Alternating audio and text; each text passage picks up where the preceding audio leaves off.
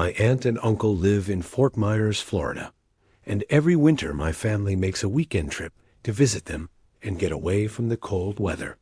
It has been a tradition ever since they moved there around 15 years ago, so it felt like something we had always done for as long as I could remember. This happened when I was 12 years old. My cousin Ashley, who was a year older than me, was always there during these visits, so we spent a lot of time together. She was fun to hang out with, and I connected with her easily even though I was a young boy and she was a girl.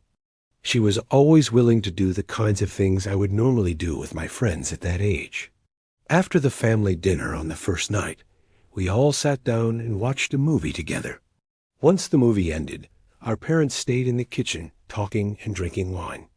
Ashley and I were not allowed to go out that late since we were only 12 and 13, but she wanted to check out a nearby canal where people in the area had been claiming they saw a 10-foot-long alligator.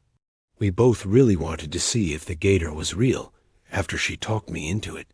While our parents were still busy in the kitchen, we quietly slipped out through the back door.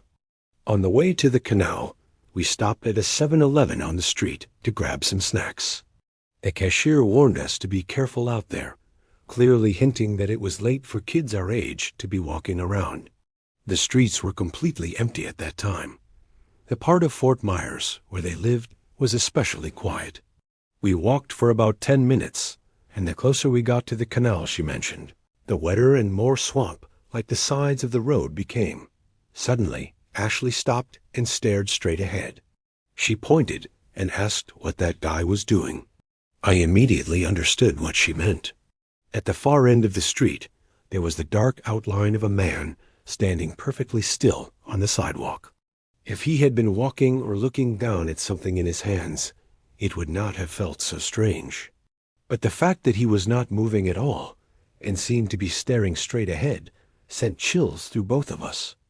Ashley told me this was the only path to the canal, unless we walked through people's yards or crossed nasty sewage water. So we kept going, but now we moved slower and paid closer attention. We were about halfway between him and us when he suddenly turned around. He did not just turn his head. Instead, he rotated his entire body at once, without even checking to see if anyone was behind him or nearby. We froze. He was definitely facing us.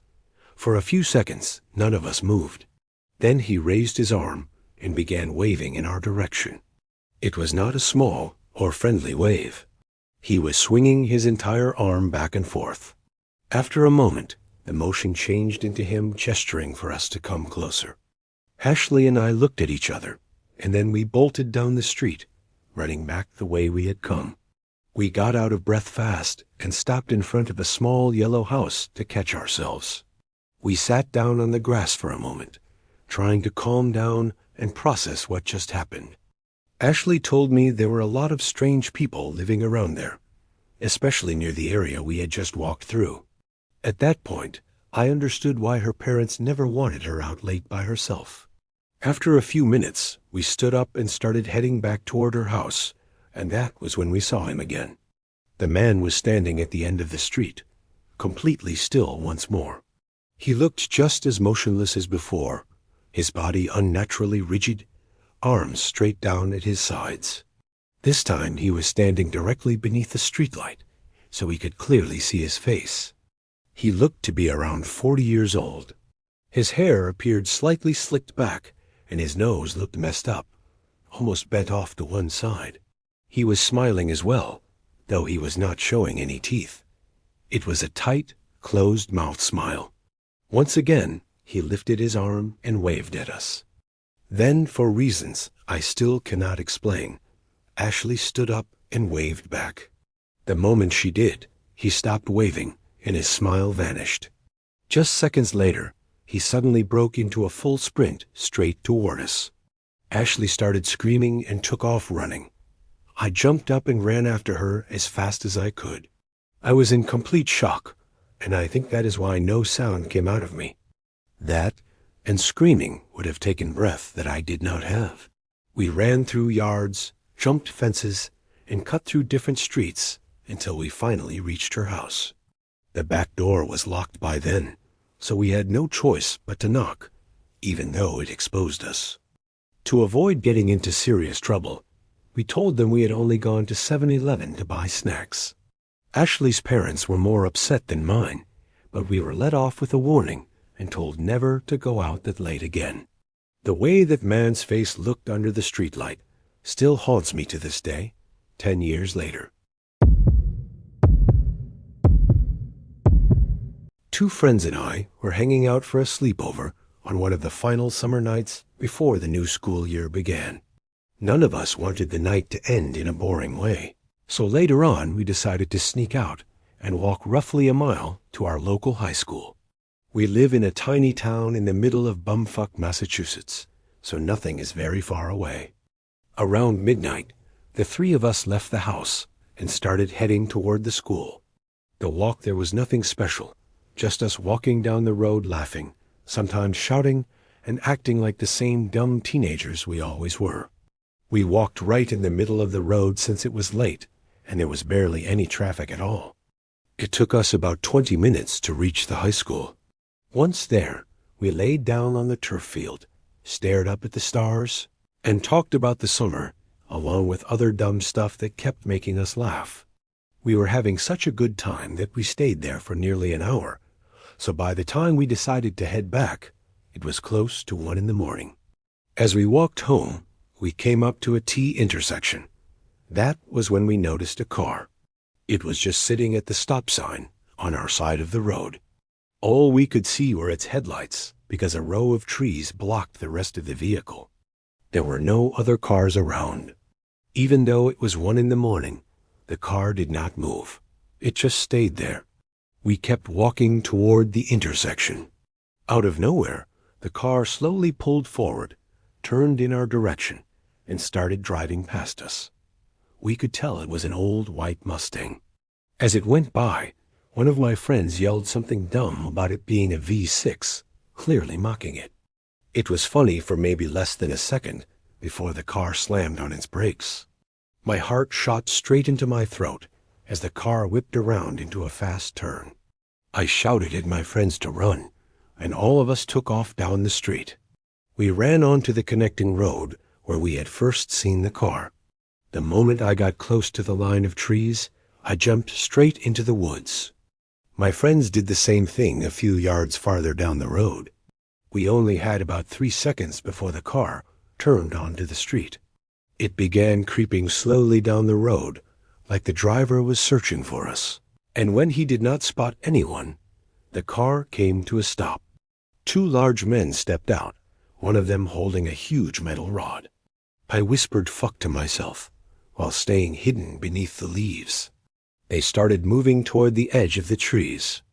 I quietly pressed my hand over my mouth to keep my breathing silent. My heart was pounding so fast and so hard that it felt like they could hear it. The driver, still gripping the heavy rod, shouted threats into the woods.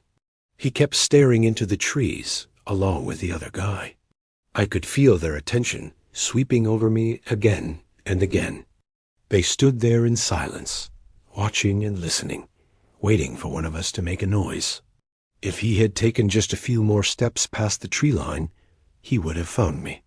Then his friend said, "Fuck it, let's go," and began walking back toward the passenger side of the car. "There will be other people out," he said. The driver glanced into the woods one last time and got back into the car. The vehicle turned around and sped off down the road past the high school and out of town. I stayed hidden in the woods for a couple more minutes, just in case they came back, but they never did. After that, I stepped out along with my friends farther down the road, and we all ran straight home. Once we got back, we tried to enjoy what was left of the night. We even joked about it later, but deep down we all knew how terrifying it really was. At first, we thought it was just another insane experience, until 2 days later, when local friends told us that a white Mustang had been stolen and used in a robbery in the next town over on the same night we were chased. I still think about what could have happened if those 2 men had walked farther into the woods. When I was 16, I had a strict curfew. On weekends, I was not allowed to be out past midnight. My friend Jose, on the other hand, did not have a curfew at all. This happened on a Saturday in 2013. My parents were already asleep for the night. Jose wanted to check out an abandoned hospital on the other side of town, so I quietly slipped out of my bedroom and carefully crept down the stairs.